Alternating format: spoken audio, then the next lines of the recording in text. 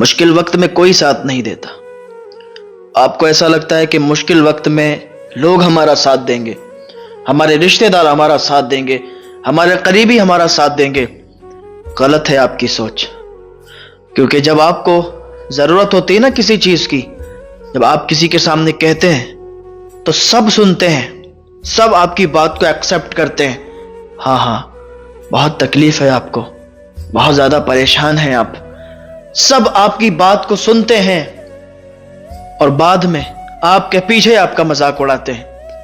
سب ایک طریقے کے لوگ نہیں ہوتے، لیکن اکثر لوگوں کی خاصیت یہی ہے کہ آپ کے سامنے سنیں گے اور رنج جتائیں گے، آپ کے دکھ درد تکلیف کو دیکھیں گے، اس پر آنسو بھی بہائیں گے، لیکن بعد میں آپ کی برائی کریں گے، بعد میں آپ کے پیچھے آپ کی باتوں پر ہنسیں گے کہ دیکھو آج اس کے پاس کچھ بھی نہیں ہے، آج وہ ایسے ہی گھوم رہا ہے مارا مارا۔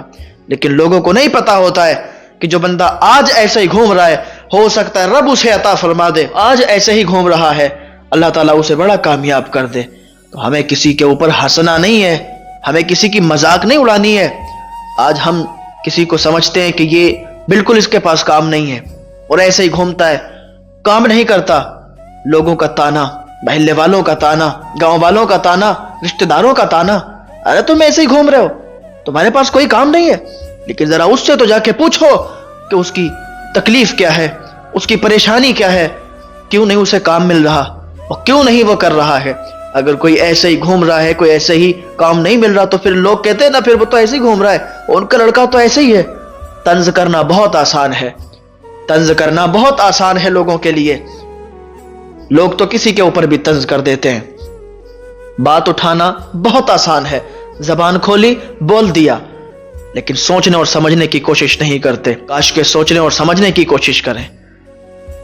آپ اگر یہ زبان کھولیں نا، یہ زبان آپ کے لیے نجات کا بھی ذریعہ بن سکتی ہے اور یہ زبان آپ کے لیے جہنم میں لے جانے کا بھی ذریعہ بن سکتی ہے۔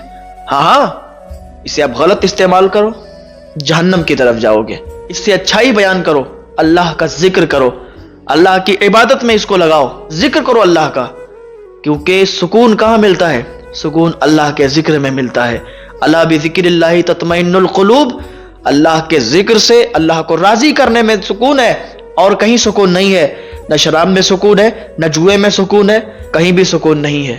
سکون اللہ کی مرضی پوری کرنے میں ہے۔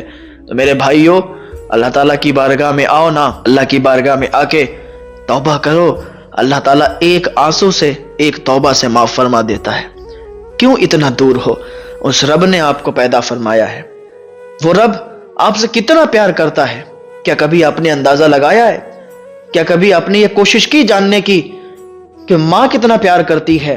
بچے کو مار کے دروازے کے باہر نکال کے دروازہ بند کر لیتی ہے اور بچے کو باہر چھوڑ دیتی ہے، تو اس کا مطلب یہ تو نہیں نا کہ بچے کو ہمیشہ کے لیے اس نے بھگا دیا مار کے۔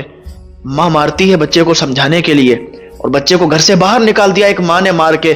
بچہ روتا رہا، دروازہ کھٹکھٹاتا رہا، ماں نے دروازہ نہیں کھولا، بچہ رویا، رو کے وہیں پر سو گیا، اور جب پھر اس کی آنکھ کھلی تو پھر رونے لگا، دروازہ کھٹکھٹایا، ماں اب تو کھول دے دروازہ، اب تو کھول دے۔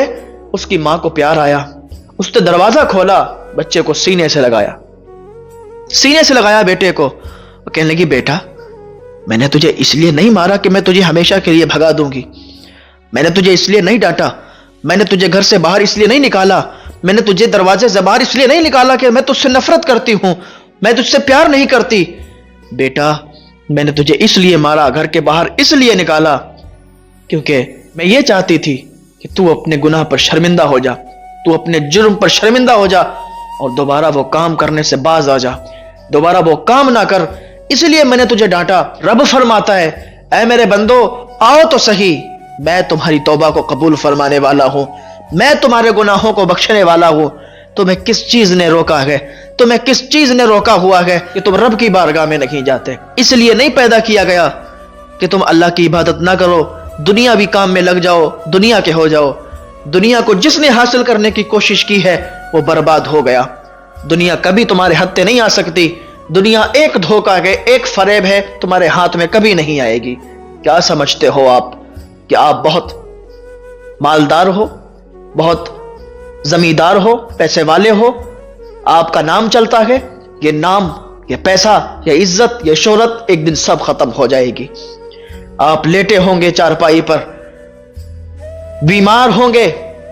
ہر دن ایسا نہیں ہوتا ہے کہ آپ کے بازوؤں میں طاقت رہے، ہر ٹائم آپ کے جسم میں طاقت باقی نہیں رہے گی۔